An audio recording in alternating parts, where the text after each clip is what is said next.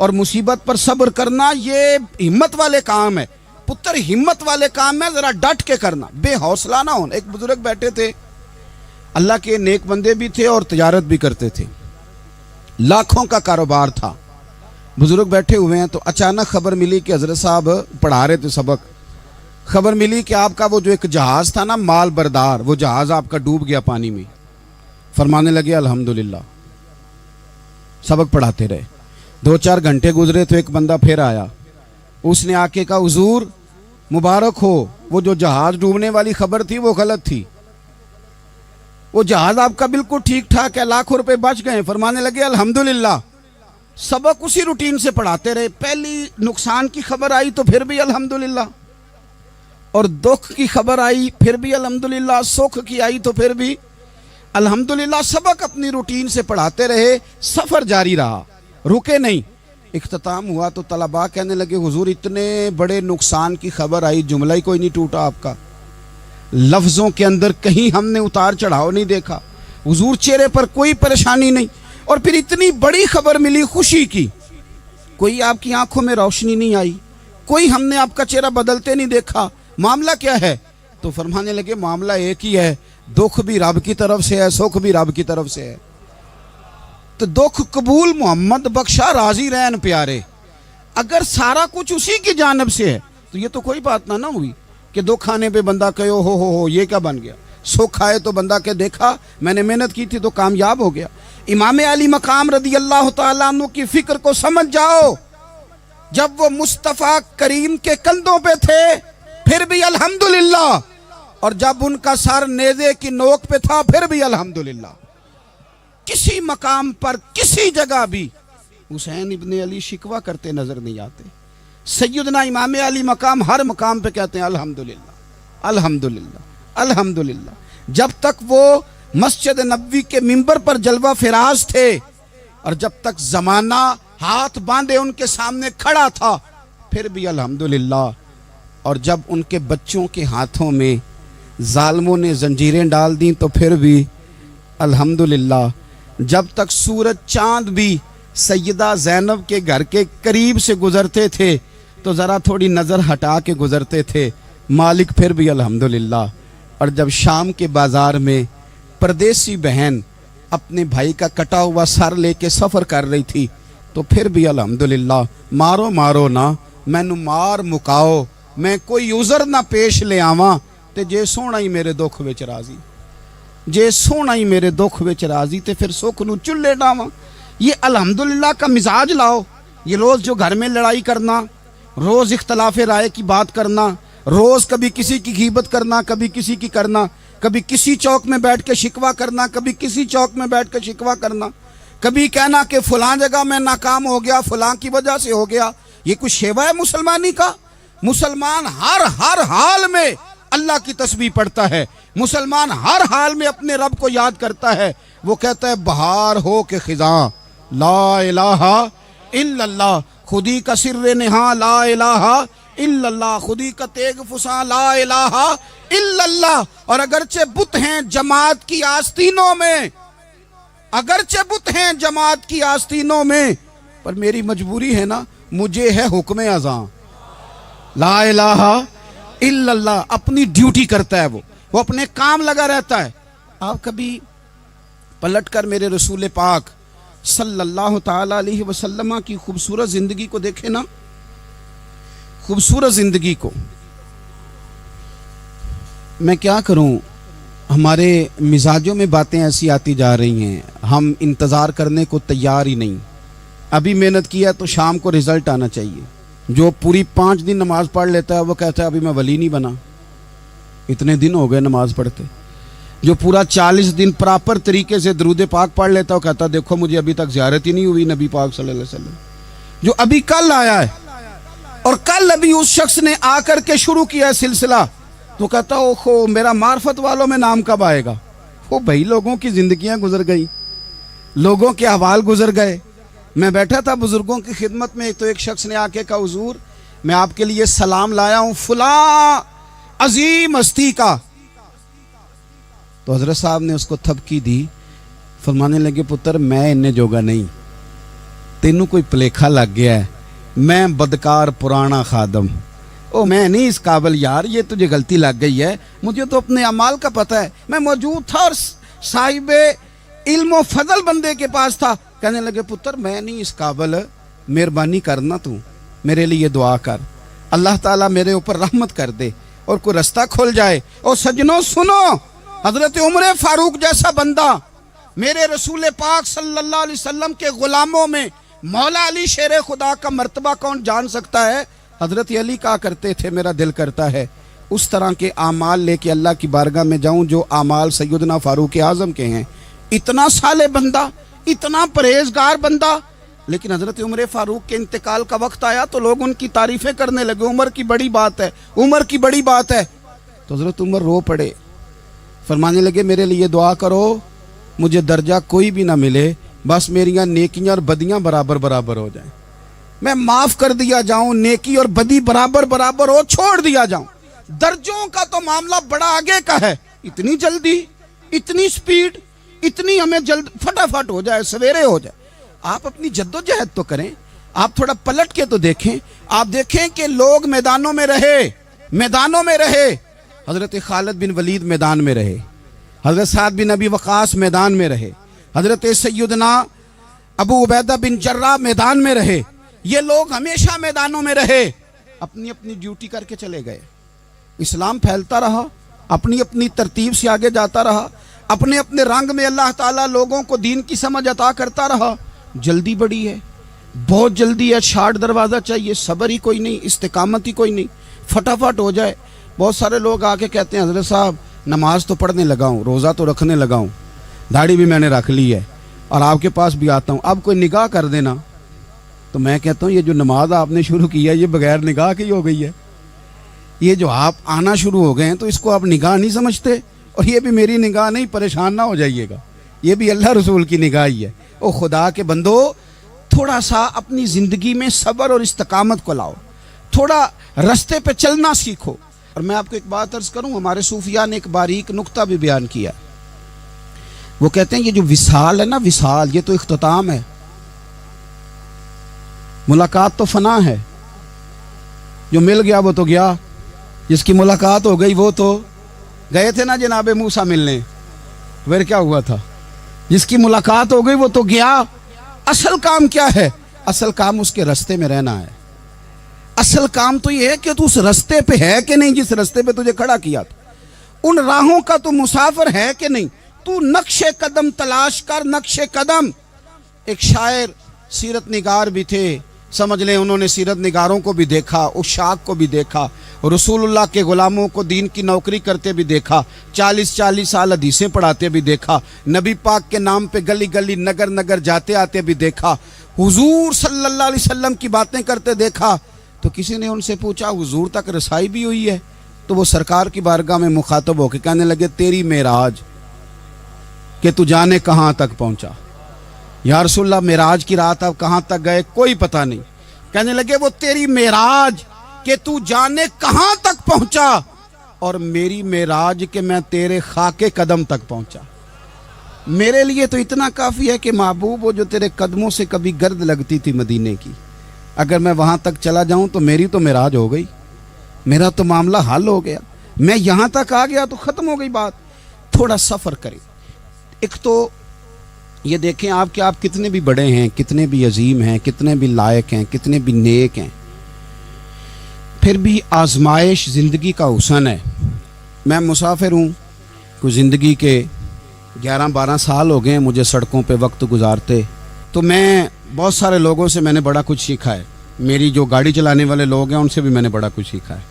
ایک میرا دوست تھا تو میں نے اس سے کہا کہ میرا خیال ہے موٹر وے پہ آپ کو گاڑی چڑھا دی جائے تو آپ کے لیے آسان ہے، تو کہنے لگا پیر صاحب ہے موٹر وے اوکھی جے چلانی۔ میں نے کہا وہ کس طرح؟ وہ کہنے لگے کہ موٹر وے پہ نا گاڑی چونکہ نہ کوئی سپیڈ بریکر ہے، نہ موٹر وے پہ کوئی چنگچی والا آگے آتا ہے، نہ زیادہ رش ہوتا ہے، تو سیدھی سیدھی چلاتے رہتے ہیں تو نیند آنے لگ جاتی ہے۔ اگر بار بار آئے نا سپیڈ بریکر اور بار بار بریک لگے تو آنکھ ذرا کھلی رہتی ہے۔ تو مجھے مسئلہ سمجھ میں آ گیا، میں نے کہا اس کا مطلب یہ ہے اس کا معنی یہ ہے کہ جن کی زندگی بالکل سکھوں میں گزرتی رہتی ہے نا، آرام پسند ہو جاتے ہیں. جن کی زندگی بالکل آسانیوں میں بیتی ہے وہ آرام پسند ہو جاتے. اور اگر کبھی کبھی سپیڈ بریکر بھی آئے، کبھی کوئی دکھ بھی دیکھنا پڑے، کبھی کوئی اپنوں بیگانوں کی بات بھی سننی پڑے، کبھی کوئی قریب آتا دور جاتا دکھائی بھی دے، کبھی کوئی بیماری تندرستی، یہ حالات بدلتے رہیں، دن تبدیل ہوتے رہیں، تو پھر لطف بڑا آتا ہے، پھر مزہ بڑا آتا ہے. وہ کسی نے کہا تھا لگا نا جدو میدان ازل دا تے لوکی چوراں وانگ سدھائے. کسی نے لٹ لئی علم جوانی، کسے ہاسے چولی پائے. آزم ویکھ جہالت ساڈی، اسی عشق خرید لے آئے. ویکھ نہ جہالت ساڈی، اسی عشق خرید لے آئے. اور پھر کہنے لگے کسے دے سر دستار امامت اس علم پڑھاون سکھیا ہے، تے کسے نے پہنے فقر دا چوگا اس زہد کماون چکھیا ہے. آزم ویخ نصیبہ ساڈا، اسی یار مناون سکھیا ہے. تم ویخ نصیبہ ساڈا، اساں یار مناون سکھیا ہے. میرے عزیز، زندگی کے اندر دیکھو، کائنات میں سب سے زیادہ محبوبیت میرے رسول پاک کی ہے. میرے نبی پاک صلی اللہ علیہ وسلم کی زلف کی بات بھی میرا رب کرتا ہے، حضور کی آنکھوں کی بات بھی میرا رب کرتا ہے، حضور سید عالم کے چہرہ والضحیٰ کی بات بھی کرتا ہے، زلف واللیل کی بات بھی اللہ کرتا ہے. میرا رب رسول پاک صلی اللہ علیہ وسلم کے سینہ علم نشرہ کی بات بھی کرتا ہے، پیشانی والفجر کی بات بھی کرتا ہے، حضور کی آنکھیں ما زاغ البصر کی بات بھی کرتا ہے. اتنی محبوبیت کہ رسول پاک چلیں تو اللہ اس کی بات بھی کرے، ہجرت کریں تو اس کی بات بھی کرے، جس شہر میں حضور رہیں اس کی قسم اٹھائے. اور حال پتہ کیا ہے کہ محبوب پیدا نہیں ہوئے تو باپ چلے گئے. ابھی عمر چھوٹی تھی، ماں کی کھل کے زیارت ہونا تھی کہ اماں بھی چلی گئیں. دادا کندھوں پہ کھلایا کرتے تھے، تو تاریخ کہتی ہے کہ دادا کا جنازہ اٹھا تو پیچھے پیچھے حضور بھی آنسو بہا رہے تھے. ایک وفادار بیوی ملی تو اپنے وقت پہ سیدہ خدیجہ بھی چلی گئیں. ایک ٹائم آیا تو جناب ابو طالب بھی رخصت ہو گئے. مکے سے حضور کو اتنا پیار تھا وہ چھوڑنا پڑا. صادق اور امین کہنے والوں نے حضور کی دعوت کو قبول کرنے سے انکار کر دیا، تو رسول کریم نے اپنی پیشانی پر کسی قسم کا کوئی شکن نہیں آنے دیا. رسول پاک مدینے آئے تو لوگ تلواریں لے کے بدر میں آ گئے لڑنے، شہید کرنے. حضور وہاں بھی کوئی پریشان نہیں ہوتے. میدان احد آیا تو نبی پاک نے اپنے چچا کو کٹے ہوئے وجود میں دیکھا، نکلی ہوئی آنکھوں میں دیکھا، کٹے ہوئے ہونٹوں میں دیکھا. کسی جگہ میرے رسول پاک صلی اللہ تعالی علیہ وسلم شکوہ کرتے دکھائی نہیں دیتے. حضور کی وہ بیوی سیدہ عائشہ صدیقہ رضی اللہ تعالی عنہ، جن کی پاکی کا رب بیان کرے، ان پر منافقین نے الزام لگا دیا. اتنے پاک گھرانے پر لوگوں نے انگلی اٹھائی. میرے رسول نے آنسو بہائے، پر کسی جگہ حضور پریشان ہوتے دکھائی نہیں دیے.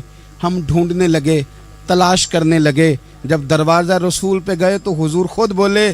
میرے رسول فرمانے لگے، میرے غلاموں یاد رکھنا، یہ صبر میری چادر ہے، یہ صبر میری چادر ہے، یہ حوصلہ میری چادر ہے. سیدہ عائشہ صدیقہ رضی اللہ تعالیٰ عنہ فرمایا کرتی تھی، لوگوں مجھے اللہ کی عزت کی قسم، میں نے حضور سے بڑھ کر کسی کو صبر کرنے والا نہیں دیکھا، کسی کو حوصلہ کرنے والا حضور سے بڑھ کے نہیں دیکھا. امت کو کیا ہو گیا؟ یہ چوراہوں پہ لڑ رہی ہے، چوکوں پہ لڑ رہی ہے. گھر ہیں کہ فساد کے آئینہ دار بنے ہوئے ہیں. لوگ آ کے رو پڑتے ہیں کہ جناب بھائیوں کا سلوک نہیں، کوئی دعا کر دیں. رو پڑتے ہیں جناب ابا کے ساتھ بھی لڑائی ہو جاتی ہے، کوئی تعویذ دے دیں. ذرا حوصلہ نہیں، صبر نہیں. کسی جگہ ٹھہرنا تو سیکھو میرے عزیز. کسی جگہ او یارو آؤ نا، میدان کربلا کے دو سبق، استقامت اور صبر. کتنا درجہ ہے سیدنا بلال حبشی کا. میں تقریر کر دیتا ہوں، آپ سن لیتے ہیں، لیکن کبھی وہ انداز بھی تو دیکھو نا. حضرت بلال، او میرے دوست، جیل کے اندر بندے کے ہاتھ نہیں باندھے جاتے، پیر نہیں باندھے جاتے، پر لوگ جیل میں روتے ہیں، تڑپتے ہیں. سیدنا بلال کہتے ہیں میں کلمہ پڑھتا تھا، رات امیہ مجھے باندھ کے رکھتا تھا، اور سویرے جب پتھر اچھی طرح تپ جاتے تھے نا تو لا کے باہر مجھے پتھروں پہ لٹا دیتا تھا، اور میرے وجود پر بھاری بھرکم پتھر رکھ دیتا تھا. سننا ذرا, تصور میں لانا بلا میں کیا کہنے لگا ہوں. حضرت حسان بن ثابت رضی اللہ تعالیٰ عنہ فرماتے ہیں میں مکہ مکرمہ آیا حج یا عمرے کے لیے, تو میں نے مسجد نبوی کے جو آج مؤذن بلال ہیں, میں نے ان کا یہ رنگ دیکھا کہ مکے کے بچوں نے ان کے گلے میں رسی باندھ کے نا تو ہاتھوں میں پکڑی ہوئی ہے, اور مکے کے بازاروں میں نا ان کو کھینچتے ہیں لے جاتے ہیں. میں نے ایک شخص سے پوچھا یہ کیا ماجرا ہے, کیا معمہ ہے؟ تو بتانے والوں نے بتایا کہ یہ کالے رنگ کا حبشی غلام مار سارا دن کھاتا ہے, اس کے ساتھ لوگ وہ سلوک کرتے ہیں جو اذیت ناک اور خوفناک ہے, سارا دن مار کھاتا ہے پر اپنی زبان پہ خدا کا نام لیتا رہتا ہے, محمد مصطفیٰ کا نام لیتا رہتا ہے. او تینوں لب دیاں آپ گواچے, سانو اپنی خبر نہ کوئی, اویخنا ساتھوں پارے نی ککھ گلیاں, ہن تے آخ دے لوگ شدائی, اسی ننگ نموس دا ساڑ کے چولا, گل پہنے ہے تاج گدائی, اوے سجنا اپنا آپ گوایا ہے تاں یار نے چاتی پائی. بھائی اس طرح کا لوگوں نے بھی انداز دیکھا, لیکن ہمارا یہ حال ہے کہ کسی جگہ بھی ٹھہراؤ نہیں, کسی جگہ بھی ٹھہراؤ نہیں, کسی جگہ بھی صبر نہیں, کسی کام پر بھی استقامت نہیں. ہماری دوستیاں روز ٹوٹتی ہیں, تعلقات روز کمزور پڑتے ہیں, ہم بڑے جوش کے ساتھ آگے بڑھتے ہیں اور بڑے بڑے اعلانیہ وعدے کرتے ہیں. کون سی چیز ہے جو ہمیں کمزور کر دیتی ہے؟ سوائے اس کے کہ ہمارا نفس کمزور ہے, سوائے اس کے کہ ہمارا نظریہ کمزور ہے, سوائے اس کے کہ ہمارے اندر وہ طاقت نہیں جو ہمیں استقامت پہ لا کے کھڑا کرے, جو ہمارے اندر حوصلہ پیدا کرے. یاد رکھنا میدان کربلا کے اندر حضرت سیدنا امام حسین رضی اللہ تعالیٰ عنہ کا جو حوصلہ تھا وہ اتنا مثالی تھا, اتنا مثالی تھا, اتنا مثالی تھا. ایک جنازہ گھر میں اٹھ جائے نا, اور خدا معاف کرے وہ کسی جوان کا ہو, تو بوڑھے کی کمر کئی کئی روز کھڑی نہیں ہوتی. لیکن کربلا کے اس شاہ سوار کی کہانی بھی سننا میرے بھائی, جو اپنے کندھے پہ صبح سے لاشیں اٹھا کے لا رہے ہیں, صبح سے امام علی مقام لاشیں اٹھا کے لاتے ہیں. حضرت قاسم بن حسن کا لاشا اٹھا کے لا کے رکھا, حضرت علی اکبر شہید ہو گئے, آواز دی ابا جی سنبھالنا, تو لاش مبارک اٹھا کے رکھی. جناب علی اصغر کی لاش اٹھا کے رکھی. بھائی بڑے پیارے ہوتے ہیں, بڑے ہی پیارے ہوتے ہیں, نہ مانے ہم اپنی اولادوں کے سامنے, پر بڑے پیارے ہوتے ہیں, جتنا مرضی شکوہ کریں. بھائی پائیاں دیاں باواں ہوندے تے بھائی پائیاں دے ویری, بڑے پیارے ہوتے ہیں. کیا کریں بھائی جو ہوئے نہیں ان کی تکلیف سہی جاتی. حضرت عباس رضی اللہ تعالیٰ عنہ کو جب امام علی مقام اٹھا کے لا رہے تھے تو ایک منٹ کے لیے رکے اور کہنے لگے اللہ اب میری کمر کمزور پڑ گئی ہے, میرا بھائی چلا گیا تو پیچھے سے نا کچھ کمزور پڑ گئی ہے. اتنی ساری میتیں اٹھا کے لا کے, اتنا حوصلہ حسین ابن علی کا. پھر جا کے امام علی مقام گرم ریت سے تیمم کرتے ہیں, پھر وہ گھوڑے پہ بیٹھتے ہیں, پھر وہ رجز پڑھتے ہیں, پھر وہ خطبہ دیتے ہیں, پھر وہ حق کا اعلان کرتے ہیں, پھر وہ ظلم کو للکارتے ہیں, پھر وہ 56 سال کے بڑھاپے میں جب میدان میں گھوڑے کو ایڑی لگا کے آتے ہیں اور اس طرح کاٹتے ہیں یزیدیوں کی کمر کو, گلوں کو, کہ عمر بن سعد کہتا ہے اکیلے اکیلے نہ جاؤ, یہ کوئی معمولی ہے, یہ علی حیدر کا لال ہے, اکیلے اکیلے جاؤ گے تو لشکر کاٹ دے گا, یک بارگی حملہ کرو, یک بارگی.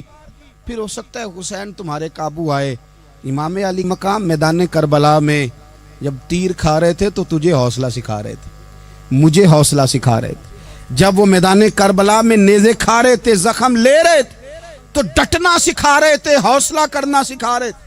بات بات پہ کمزور پڑنے والوں, ملت کے جوانوں, ابھی تو تم نے بہت سارے اجالے لانے ہیں, ابھی تو کئی اندھیروں سے لڑنا ہے, ابھی تو کئی شمع جلانی ہے, ابھی تو بہت سارے گھر ہیں جو منتظر ہیں کہ تم انقلاب لاؤ گے, ابھی تو بہت ساری آبادیاں ہیں جہاں تم نے امن قائم کرنا ہے, ابھی تو بہت سارے شہر ہیں جہاں سے تم نے ظلم مٹانا ہے, ابھی تو بہت ساری جگہ ہیں جہاں تمہارے نام کے دیپ جلیں گے, جہاں تم جا کے اسلام کے نام کی تختی لگاؤ گے, ابھی تو بہت سارے مینارے ہیں جن پہ تم نے لا الہ الا اللہ محمد الرسول اللہ کے نام کا جھنڈا لگانا ہے. ابھی تو آگے بڑھنا ہے, ابھی تو بہت سارا کام کرنا باقی. اقبال کہنے لگے کہ وقت رخصت ہے کہاں, کام ابھی باقی ہے, اور لوگوں نور توحید کا اتمام ابھی باقی ہے. اور ایک شاعر اور بولے, وہ کہنے لگے مسلمانوں نہ گھبراؤ, خدا کی شان باقی ہے, ابھی اسلام زندہ ہے, ابھی قرآن باقی ہے. کافر کیا سمجھتے ہیں جو ہم سے روز الجھتے ہیں, ابھی تو کربلا کا آخری میدان باقی ہے, ابھی تو بڑھنا ہے, آگے سفر کرنا ہے. کمزور نہ پڑیں. اپنی زندگی کے اندر کسی جگہ بھی بیماری بھی آ جاتی ہے, تکلیف بھی آ جاتی ہے, آزمائشیں بھی آ جاتی, غریبی بھی آ جاتی, یہ آنے والی چیزیں ہیں تو آ جاتی. اپنی زندگی میں صرف 2 4 5 چیزوں کو لاگو کر لیں. ایک تو مخلص زندگی گزاریں, ریاکار زندگی نہ گزاریں. جو لوگ ریاکار ہوتے ہیں وہ بزدل ہوتے ہیں, جو ریاکار ہوتے ہیں وہ دکاندار ہوتے ہیں, جو ریاکار ہوتے ہیں وہ اداکار ہوتے ہیں, جو ریاکار ہوتے ہیں ان کے پاس ایک کریکٹر رہ جاتا ہے, اندر ان کے کچھ بھی نہیں ہوتا, خالی ہو جاتا ہے سارا. زندگی میں مخلص بنیں گے تو دلیر ہو جائیں گے. اخلاص کے ساتھ آپ زندگی میں سفر کریں, آپ مخلص ہو جائیں. میرے رسول پاک صلی اللہ علیہ وسلم نے فرمایا مخلص ہو جاؤ, اللہ کے رضا والے ہو جاؤ, مخلص ہو جاؤ, تمہارا تھوڑا عمل بھی تمہارے لیے زیادہ ہو جائے گا, تمہیں کفایت کر جائے گا تھوڑا عمل. اللہ کے علاوہ کسی سے ڈرنا چھوڑ دیں, غیر کا خوف دل سے نکال دیں, خوف نکال دیں. اپنی زندگی میں غیر کا خوف نکال دیں, نکال پھینکیں آپ امیروں کا خوف, نکال پھینکیں دنیا کیا کہے گی. یاد رکھنا عزتیں بھی رب دیتا ہے, ذلتیں بھی اس کی مشیت کا تقاضا ہوتی ہیں, رزق کا مالک بھی اللہ ہے. حضرت مولا علی سے کسی نے کہا کہ آپ اپنے ساتھ حارس کیوں نہیں رکھتے, گن مین کیوں نہیں رکھتے, باڈی گارڈ کیوں نہیں رکھتے؟ تو حضرت علی فرمانے لگے موت سب سے بڑی محافظ ہے, وقت سے پہلے آتی نہیں, آ سکتی نہیں. آپ غیر کا خوف نکال باہر پھینکیں. ایک جملہ میدان کربلا میں امام حسین نے کہا تھا, ایک جملہ, اور وہ جملہ اتنا طاقتور ہے کہ اگر سونے کے پانی سے لکھا جائے, ہیروں سے تولا جائے, تو یہ ساری چیزیں کمزور پڑ جائیں. امام علی مقام میدان کربلا میں جب گھوڑے پہ سوار ہوئے, اللہ اکبر کہہ کے میدان میں آئے, اور آپ نے یزیدیوں سے کہا کہ تم ظالم ہو, جابر ہو, فاسق ہو, اطاعت تمہاری نہیں قبول کی جائے گی, اب بتاؤ لڑنا ہے کہ کیا کرنا ہے. جب وہ لڑنے کے لیے میدان میں آئے تو امام نے ایک جملہ کہا, فرمانے لگے لوگوں گواہ رہنا, آج میں نے عزتیں خرید لی ہیں اور ذلتیں دور کر دی ہیں. عزت ہے ہمارے پاس, عزت, ذلت دور ہو گئی. اگر اس کے ظلم سے چھپ کے بیٹھ جاتے, اگر ان تلواروں کے سامنے کمزور پڑ جاتے, اگر اس بڑے لشکر کو پیٹھ دکھا دیتے, تو یہ عزت والا معاملہ لوگوں ہم نے عزتوں کا سودا کیا, ہم نے ذلتیں بھگا دی, ہم نے وہی سودا کیا جو ہمارے اجداد کا طریقہ تھا, جو ہمارے اسلاف کا طریقہ تھا, جو طریقہ ہم نے علی المرتضیٰ سے سیکھا تھا اور نبی مصطفیٰ سے سیکھا تھا, وہ طریقہ ہم نے کر دکھایا. اللہ کے غیر کا خوف نکال پھینکے زندگی. اور تیسری بات, ہدف مقرر کریں. ہدف مقرر کریں. آپ کیا ہیں؟ آپ دین کے دائی ہیں, آپ دین کے مبلغ ہیں, آپ دین کو مالی سپورٹ کرنے والے ہیں, آپ اخلاقی سپورٹ کرنے والے ہیں, آپ ایک تاجر ہیں, آپ کس طرح کر کے میدان میں ہیں, آپ ایک ویلفیئر شخصیت ہیں, لوگوں کا بھلا کرنے والے, آپ کیا ہیں؟ اپنی زندگی میں اپنے اہداف مقرر کریں. بے معنی بے مقصد زندگی نہ. ہم نے ہدف بڑا چھوٹا مقرر کیا. ایک بندے کا ہدف ہے کہ میں نے کروڑ پتی بننا ہے, بن گیا وہ کروڑ پتی, اب کیا کرے؟ اب وہ ٹینشن میں ہے, کیا کروں؟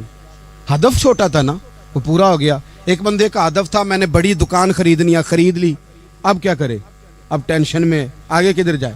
ایک بندے کا ہدف تھا میں نے وزیر بننا, بن گیا. یہ چھوٹا ہدف ہے, یہ ہدف کبھی بھی آپ قبول نہ کریں. ایک ہدف وہ تھا جو یزید نے اختیار کیا کہ مجھے حکومت پہ بیٹھنا ہے. ایک ہدف وہ تھا جو عبید اللہ ابن زیاد کا تھا کہ مجھے گورنر بننا ہے. ایک ہدف وہ تھا جو عمر بن سعد کا تھا کہ مجھے رے کی حکومت لینی ہے. یہ ان لوگوں کے ہدف تھے. اور ایک ہدف حسین ابن علی کا تھا, امام علی مقام کا تھا کہ مجھے جبر کے سامنے ڈٹنا ہے, ظلم کے سامنے ڈٹنا ہے. امام علی مقام کا خون تو بہہ گیا, کربلا کی زمین تو رنگین ہو گئی, نہ عبید اللہ ابن زیاد کی گورنری بچی, نہ شمر کو حکومت ملی, نہ یزید کچھ کما سکا, نہ زیاد کا وہ ظلم رہا، نہ یزید کی وہ جفا رہی، جو رہا تو نام حسین کا، جو رہا تو نام حسین کا، جسے زندہ رکھتی ہے کربلا، جو رہا تو نام حسین کا۔ چھوٹے اہداف نہ مقرر کرو۔ یہ کیا بات ہوئی؟ ایک کونسلری پہ سارا کچھ ہار دینا، ایک بچے کے میڈیکل کالج کے داخلے پہ سارا کچھ ہار دینا، ایک ہلکی چیز سفارش پہ سارا کچھ ہار جانا، ایک بڑے آدمی کے نام فوٹو آ گئی اور تو سارا کچھ ہار کے بیٹھ گیا۔ نہ اپنی قیمت تھوڑی نہ لگا، جگہ جگہ نہ بکا کر، جگہ جگہ نہ بکا کر، جگہ جگہ نہ اپنے آپ کو سیل کیا کر۔ ہمارے سودے ہو گئے، ہمیں حضور نے خرید لیا، مدینے کی گلی میں سودا ہو گیا۔ سودا کس نام پہ ہوا؟ کس نام پہ ہوا؟